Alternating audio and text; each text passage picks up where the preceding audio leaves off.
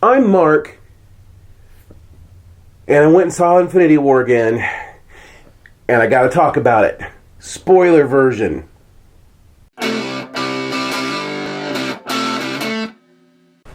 Welcome back to Adverse Feelings.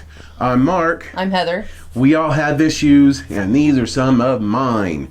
Okay, so, first, see that little volcano? Click that volcano, and you'll never miss all the hot lava. I'm spewing out hot lava every week. Never miss the lava. Alright, it's good stuff. And, alright, second thing. This is a spoiler review. We're going to talk about this sucker fairly in depth. So, if you don't want spoilers, click away. Go get that video. There's a card right there. That video for my non-spoiler review. Okay? Then you can come back here and watch this after you've seen the movie. Yes, and then you can watch the crap out of this one. Right? All right. So, 3, 2, 1. Boom. Spoilers. Okay. So, Infinity War. Holy shit! It opens up. And it, from the get-go, like we've said before, from the get-go, it is off to the races. You see Thor's ship, and it's decimated. Most everybody's dead on Thor's ship, and Thor's all beat the crap out of. And they're going to just making sure everybody's dead. The children of Thanos are making sure everybody's dead. And the first 10 minutes? Yeah, 10 minutes. Loki gets killed. I mean, and it's in a brutal way, too. After, they're all giving their chit-chat, and Thanos just picks him up and just squeezes the fucking life out of him. Oh, my God, that was so brutal. Oh, my God, that was brutal. I don't think I've ever seen a movie where someone died that soon into the start of a movie. I know, for real. Not any comic book movie, that's for sure. Heimdall gets killed, too. Heimdall gets, killed by Thanos. And he just before he dies, he zaps the Hulk out of the ship, and he's off back to Earth, where he falls in, he's fallen into Doctor Strange's thing, and we got all that stuff going on, and their introduction, and you have the introduction to Tony Stark now, and everybody's getting together, okay? And then the fight comes down, and boom. Oh God, the fight in the city. That was amazing. They're tearing up parts of the city like they do. They're trying to, they got Spider-Man comes there, he's on a field trip, and then boom, he's fighting with them, and they're all trying to just hold back these people. For me, it's like, man, I wish Doctor Strange had been or any of them had been acting a little bit more powerful, because it seemed like it was really easy for the children of Thanos to just kind of beat the crap out of him. Did it seem that way to you? They didn't really beat the crap out of him. I mean that what was his name? Corvus Glaive. Corvus Glaive. Trico, buddy, I love you. You gotta go someplace and be still. Corvus Glaive. He seems to be way powerful than Doctor Strange. And he's just doing all this crap, and Doctor Strange's cape is trying to keep him alive, and all this other kind of crap, and it just seemed very easy for them just to cut through him without, hardly breaking a sweat. It cuts from that, you're out in space, and you find the Guardians of the Galaxy, and we're getting introduced to them again, and they're doing their thing, and they're being Guardians of the Galaxy, which kind of makes a kind of a tonal shift for the movie. Yeah, I like how they start out with a song. Yeah. Like you do with Guardians of the Galaxy. Like you do. Because they got both those soundtracks, and they're really good soundtracks. They're known for having snappy music from the 70s. Right. And so that was cool. It was cool. And it makes sense. It makes sense for them to be like that. Yep. Yeah. That wasn't a problem. That wasn't a problem. It wasn't like Thor Ragnarok, where you got something really serious and something goofy. It felt organic with the characters that were on the screen. Yeah. It wasn't, you'd never see Doctor Strange being really stupid and goofy, or Tony Stark being goofy. He's not really goofy. He's more quippy and, smart alecky than goofy. But for them, it worked for that whole situation. And they get Thor and call him what looks like a pirate. Looks like a pirate and an angel had a baby. That was funny. Drax was funny. Drax said that, Drax yeah. was funny. His parts were funny. And there he needs a new hammer. He needs an axe. He needs something. He needs his thing. That something that's carved out of that dark star, the heart of a dying star. The same thing. He needs something made out of that material so he can get rid of Thanos. So he's off on his little side quest. So that story goes off that way, and then there's this one part where he has a moment with Rocket, because they've split up from the rest of the Guardians, because they're going to go find Thanos on another place, and he wants to go get his hammer back. And so it there's a moment where Rocket is talking to Thor, and it's just a really good moment. It's Hemsworth is there, he's acting his heart out, he's crying, and Rocket is there, and he's not being stupid, and it just seemed very real. Very touching. Very touching. And the special effects are awesome. I'm gonna say, you just buy Rocket being there and talking to him. You don't never think that's a cartoon. Yeah, not once. Not once you ever think that. So that was one of my favorite moments in the whole movie. That same scene I like when it's revealed that Thor can understand Groot, and Rocket asked him, do you speak Groot? He's like, yeah, it was an elective back on Asgard. Yeah, they taught him on Asgard. That was funny. That was a good bit. Then you go back to the Iron Man, Doctor Strange, Spider-Man trilogy as they're heading towards Titan. Yeah. And Spider-Man saves Doctor Strange from Corvus Glaive by always thinking up something from an old movie. Keeps always talk about these classics as these really old movies. Yeah. Stupid kids. And Iron Man's like, man, stop it with the movie references. That was good. I like that part. Meanwhile, they're still going towards Titan, and they're coming up with a plan that maybe we shouldn't go back to Earth, that maybe we should take the fight to him, and he wouldn't be expecting that, and boom, they're on Titan. And then we go back to the Guardians, and they're on nowhere, and Gamora sees Thanos. He's there. He's big. He's purple. He's getting the Collector. He's trying to get one of the stones from the Collector, and he's decimated this place. And she's trying to kill him, and we're thinking, man, she puts a knife in him, and boom, down he goes. And the whole time, the first time I saw that, I was like, man, I think that was kind of easy. Yeah. Like, the movie could be over already. And then Quill says, yeah, that don't seem right. And then find out that he's just altering reality a little bit. And he's already got the reality stone. He's able to alter the reality. Yeah. And so it's just all goes blah, blah, blah, blah from there. It just goes downhill from there. And right before that scene, when Gamora tells Quill that if Thanos gets her, he's got to promise to kill her. Yeah. That is a really deep scene. Yes. And then it's like immediately broken by Drax being hilarious. Yeah. Yeah, like they do. But that didn't not fit though. It fit for That's the Drax. way he is. Yeah, that's just the way he is. He's just hilarious. But that was a good moment. He gets her. Peter, who's promised to kill her, tries to kill her, just becomes Bubbles. That was just like, oh man. And oh my god, I remember the villainous use of bubbles. Very villainous use of bubbles. And in the theater, I was kind of watching the audience to see how they react. And this woman, I was like, oh, it just became, when the bubbles came out, she was freaking out. That was good. And oh man, so many good. There's just so many good parts in this movie. It's difficult not to talk about them all. I mean, from the beginning to end, it's so evenly paced. Everybody has a part to play. Everybody's relevant. No, there's not any one character that doesn't get their time to shine. I mean, even Drax, who doesn't get a whole lot to do, has the part where they find Thanos and on nowhere, and he's like, I'm going to go kill him. I'm going to go kill him. And Peter has to talk him back from doing anything. He's like, don't do it.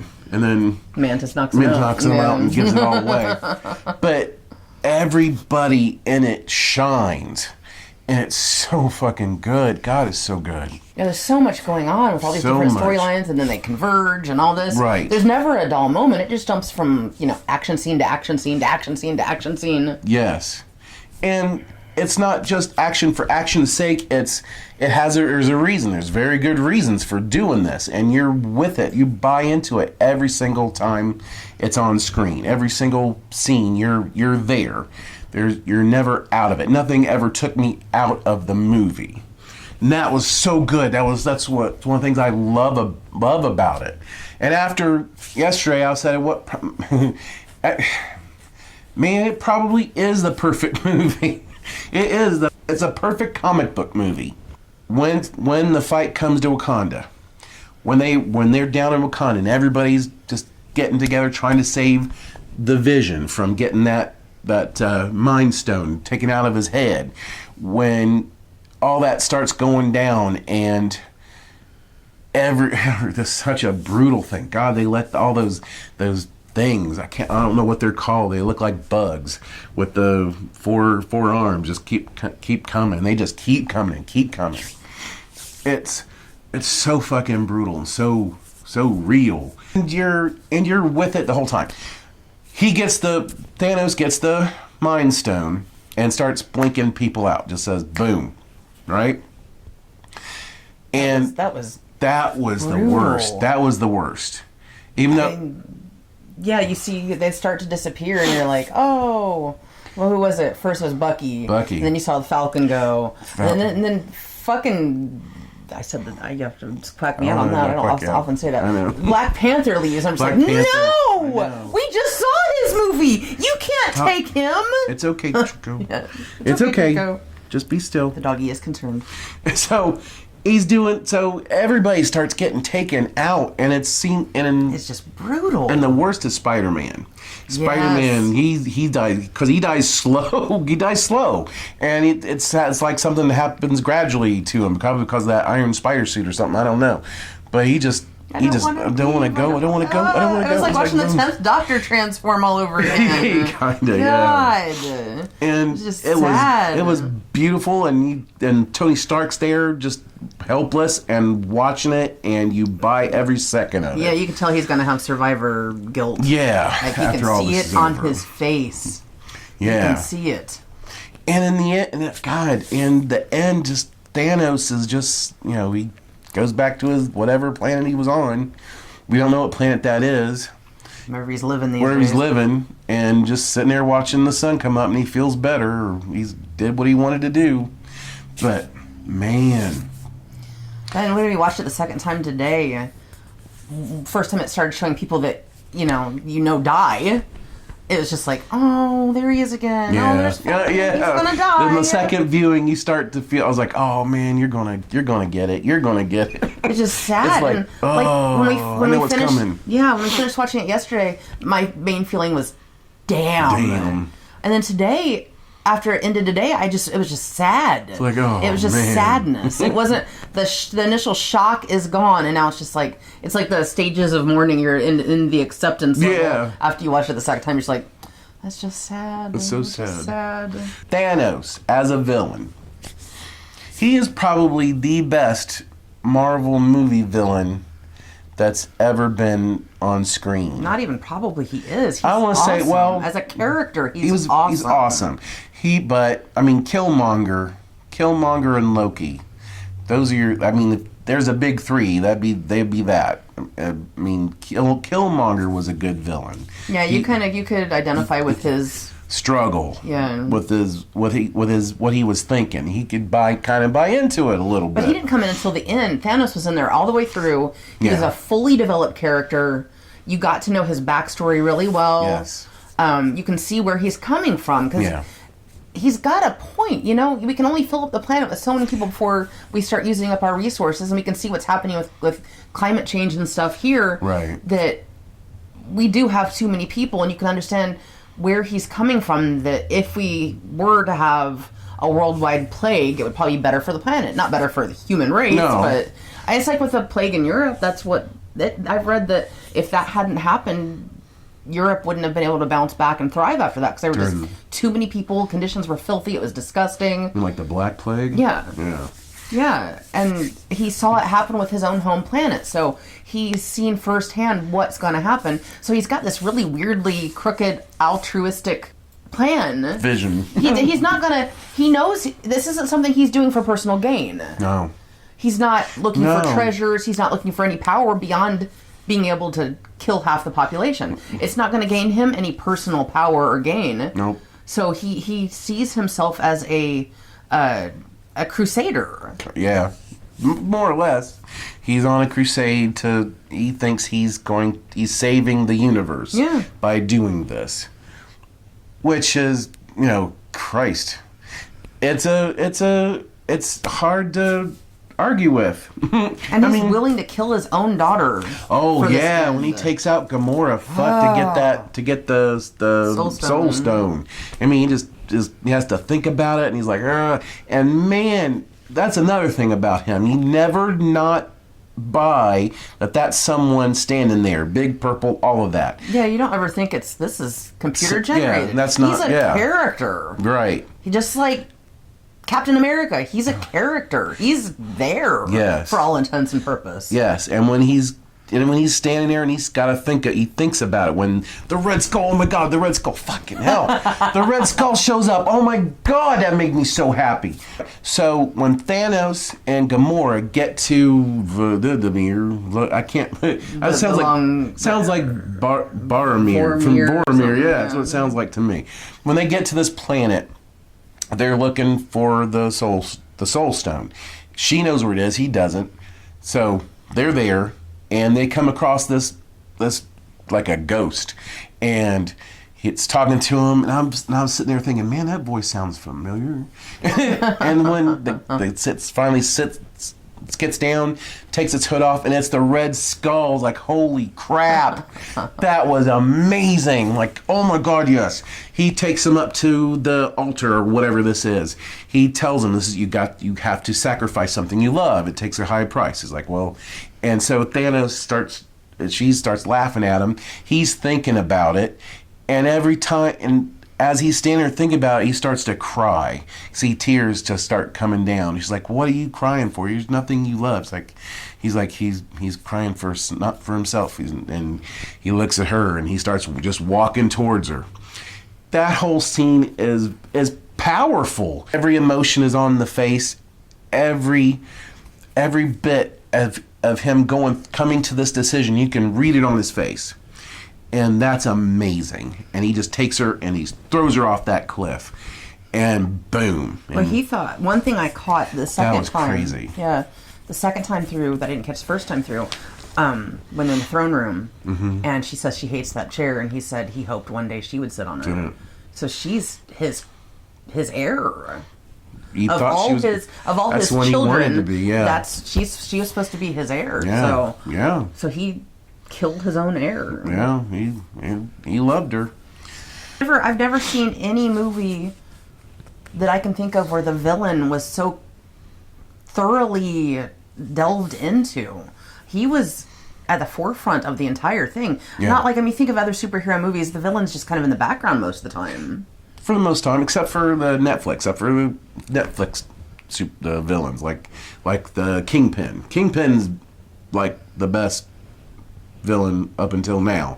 He has a whole story. He has an arc. You know what he's going for. You know what his motivations are. It's But do you ever see him being vulnerable? Yeah. Really? Yeah. You got to watch first season of Daredevil. It's really good. The number 17. Oh. Yes. Did you catch this? I caught yesterday them saying when they raised the one area on the dome that it was section 17. And then I'm watching it the second time today. Oh. I noticed when Iron Man summons the new spider suit, he says, beam up A17. A17. Release A17. Yeah. So there's no coincidences in these movies. These movies are so well planned out. It cannot be a coincidence that this number came up twice. No. In the movie. I wouldn't think so, because that even stuck in my head, too. It was like, that's weird. 17. I mean, it could, I don't know if the director's daughter just turned 17 or something like that. It could be anything like that, but there's got to be some reason they used this number twice. Yeah. I don't know. Have you noticed that? And if you know anything about it, let us know. Talk to us in the comments. Yeah, I couldn't find anything online about it. Nobody's posted anything about it yet. They did post that there's a call out to Arrested Development in Nowhere. There's like something of Tobias dressed in his blue man. Because the director directed some Arrested Development stuff. Yeah. So they did that and but yeah, the number 17's got. This cannot be a coincidence they use the same number twice in the movie. So maybe it's something that'll come up later on or something. You heard it here first. Yeah. Oh my God, such a good movie. God, if you haven't seen it, or even if you have, go see it again. Go see it again. You need to see it again. You got to go through all the stages of mourning with this movie, people. For real. So at least got to go 5 times. I wouldn't mind going and seeing it again. I want to go see it again. Shit. I want to see it again. I'm not afraid to admit it. I'll watch the living crap out of that.